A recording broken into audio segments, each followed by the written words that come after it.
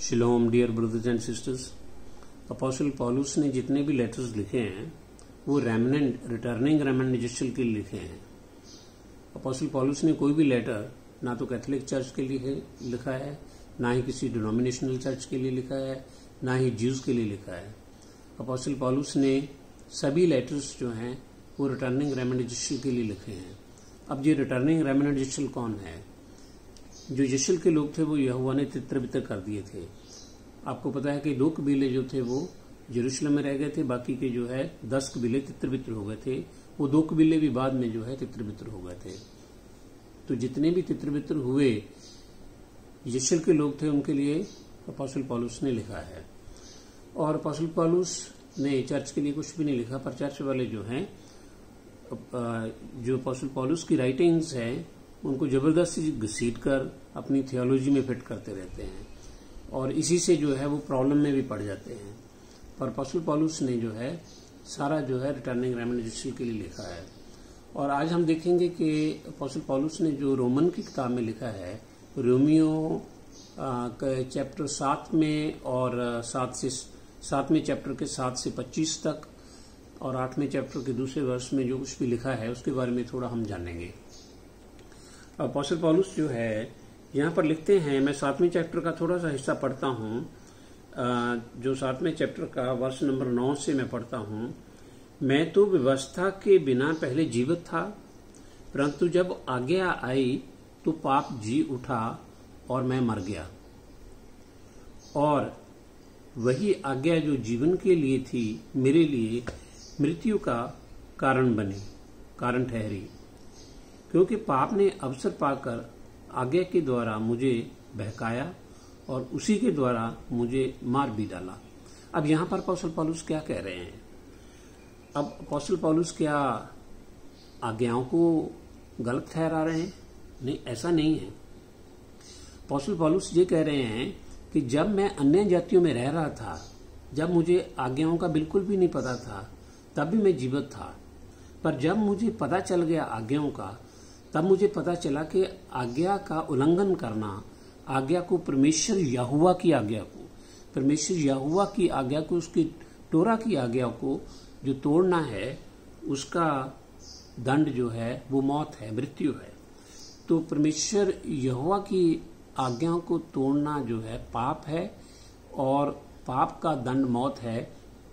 ये जो है 1 जॉन के 3:4 में भी लिखा हुआ है क्लियरली। और यही बात जो है अपोस्टल पौलुस कह रहे हैं कि जो आज्ञा जीवन देती थी वो मेरे लिए मृत्यु बन गई। वो कब मृत्यु बनी? जब उसको उसका पता चल गया।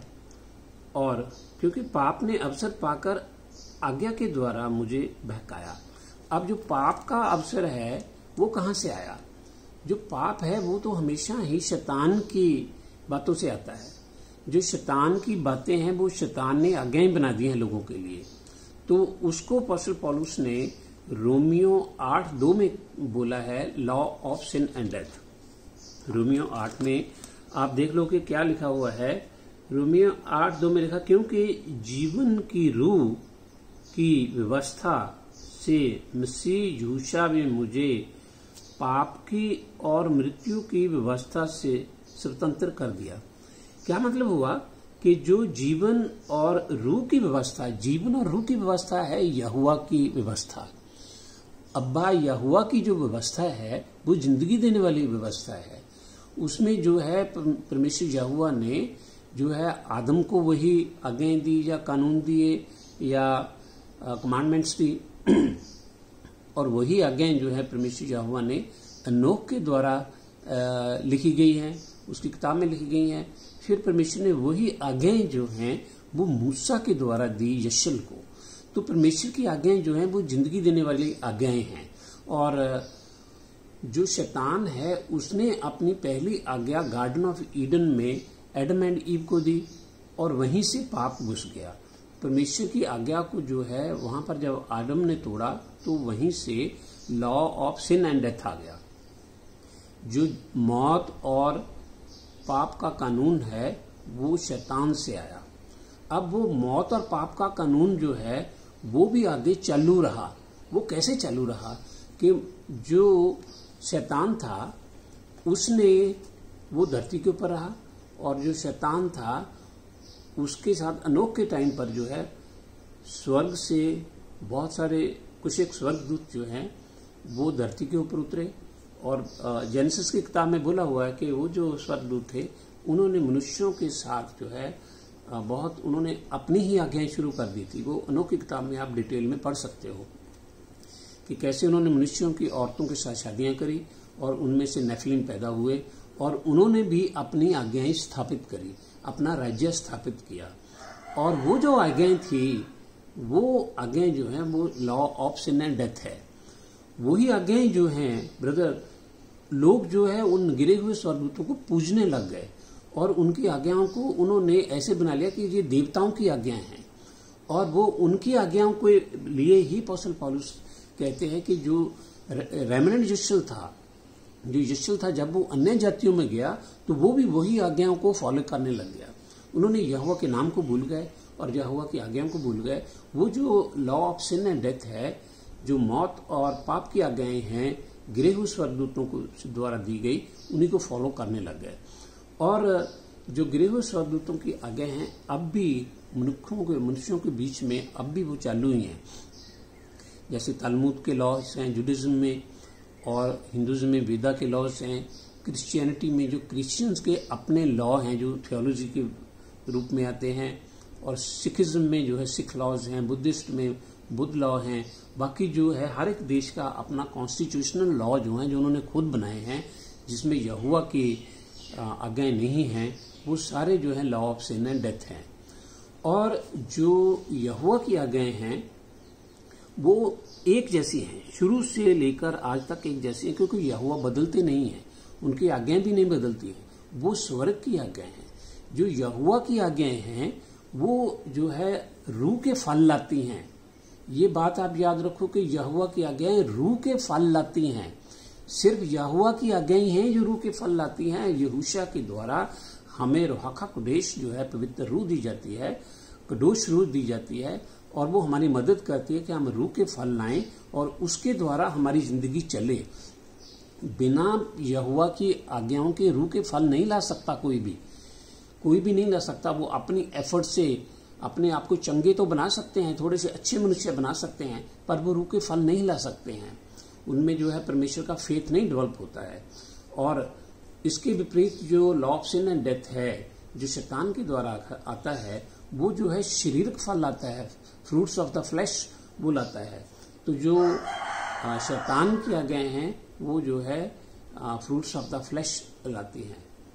तो यही बातें जो है अपोस्टल पौलुस जो है बार बार समझाते हैं। और कंफ्यूजन कहाँ पर होता है कि जब अपोस्टल पौलुस जो है वो कहते हैं कि लॉ की वजह से मौत आई, तो लॉ जो है वो सैटेनिक लॉ को कहते हैं, जो शैतान के द्वारा आया उसको कहते हैं। परमेश्वर का जो लॉ है वो तो जिंदगी देने वाला है। परमेश्वर का लॉ वो कभी भी मौत नहीं लाता है। परमेश्वर का लॉ हमेशा ही जिंदगी लाता है। अब जो है कई जो है भाई चर्च में ऐसा सोचते रहते हैं कि लॉ तो जो है फुलफिल हो गया। वो मैथ्यू 5:17 का रेफरेंस देते रहते हैं। वहां पर मसाया यहोशा खुद अपने मुंह से बोलते हैं, वो कहते हैं कि मैं जो है ये ना समझो कि मैं यहोवा की व्यवस्था या उसके नबियों को खत्म करने आया हूं। मैं खत्म करने नहीं आया पर पूरा करने आया हूं। अब जो है पूरा, वो कहते हैं हाँ देखा ये पूरा कर दिया। अब पूरा उसको अच्छी तरीके से अगर आप पढ़ो तो उन्होंने क्या पूरा किया, मैं खत्म करने नहीं पर यहोवा की धार्मिक जजमेंट की जरूरत को पूरा करने आया हूं। अब क्या था कि जो यशरल था वो पाप के कारण जब वो अन्य जातियों में चला गया था तो वो जो है उन्हीं की रीति रिवाजों के चल पर वो law of sin and death जो है शैतान के द्वारा आया था उसके ऊपर वो चलने लग गया। तब जो है वो पाप में गिर गया और तब वो मौत में आ गया। अब जो वो मौत में आ गया तो वो जो है सिन जो है वो उसकी जजमेंट होनी थी, और उसकी जजमेंट के बाद जो है उसकी जजमेंट जो है उसकी पेनल्टी जो है डेथ है। तो ये जो उसकी जजमेंट थी और जो उसकी डेथ थी, ये जजमेंट की फुलफिलमेंट और जो डेथ की फुलफिलमेंट है ये मसाया ने पूरी करी है, ये फुलफिल किया है मसाया ने। तो यही बात को जो है अब मसाया खुद भी कहते हैं।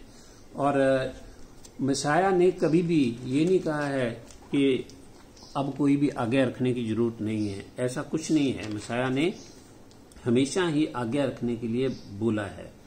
अब जो है अपोस्टल पौलुस कहते हैं आगे जो है हर एक चीज के लिए, देखो उन्होंने खुद भी लिखा है, इसलिए व्यवस्था कदूष है, पवित्र है, आज्ञा भी ठीक है और अच्छी है।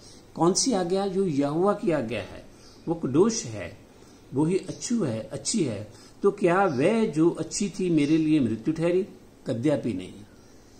बहुत क्लियरली अपोस्टल पौलुस कहते हैं कि जो परमेश्वर की आज्ञा है वो कभी भी मौत नहीं लाती है, वो जिंदगी देती है। आगे अपोस्टल पौलुस ये कहते हैं, हम जानते हैं कि व्यवस्था तो रूह है, परंतु शरीरक और पाप के हाथ में बिका हुआ हूं ना। जब शैतान की सिन एंड डेथ में है, जो शैतान की आज्ञाओं में है वो बिका हुआ है, वो जो है इसलिए मौत के मुंह में पड़ा रहता है। अब जो है कई बार क्रिश्चियन इसके ऊपर बहुत भड़कते हैं कि हम तो जो है वचन पढ़ते हैं, हम तो संडे को चर्च में जाते हैं, हम तो परमेश्वर की प्रार्थना करते हैं, हमें क्यों आप इस कैटेगरी में डालते हो? देखो, आप जो है परमेश्वर के हुक्मों के अनुसार नहीं चलते हो, आप परमेश्वर के हुक्मों को तोड़ते हो। ना तो आप सबत रखते हो, ना ही आप परमेश्वर के त्योहार रखते हो। परमेश्वर के त्योहार तो आपने क्या रखने हैं? आप तो ईस्टर के त्योहार रखते हो, तम्मूज के त्योहार रखते हो, जिससे परमेश्वर यहोवा को घृणा है बिल्कुल। और आप सिर्फ परमेश्वर के हुक्मों को नहीं तोड़ते हो, परमेश्वर के खिलाफ भी चलते हो, तो उसकी सजा क्या मिलेगी? उसकी सजा मौत है। तो आप law of sin and death में ही हैं। जैसे तालमुदिक लॉ हैं, वैदिक लॉ हैं, हिंदू हैं और सिख हैं, बुद्धिस्ट हैं, वैसे ही आप चल रहे हो, कोई फर्क नहीं है। बस ये है कि आपने लोगों को थियोलॉजी का जो है एक ये चश्मा पहना दिया है कि लोग जो है ठीक से देख नहीं पा रहे हैं।